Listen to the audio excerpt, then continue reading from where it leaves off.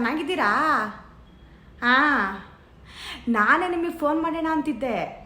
ಊರೇ ದೊಡ್ಡ ವಿಷಯ ಇದೆ. ಹಾಸನದಲ್ಲಿ ನಮ್ಮನೆ ಪಕ್ಕದ ಮನೇಲಿ ಇರಲಿಲ್ವಾ ಉಮಾ ನಾಗರಾಜ್ ಅಂತ?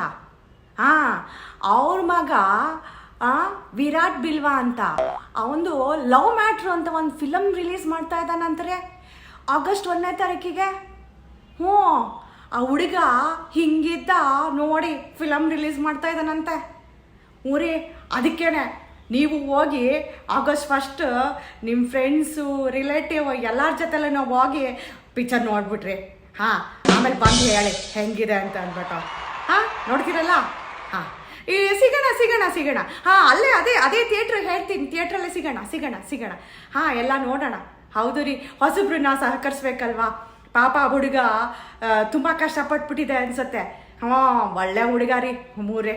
ಹಾಂ, ನೋಡೋಣ ರೀ, ಎಲ್ಲ ನೋಡುವ. ಹಾಂ, ಸರಿ ಆಯಿತು, ಬರಲ ನೋಡೋಣ. ಓಕೆ, ಬಾಯ್.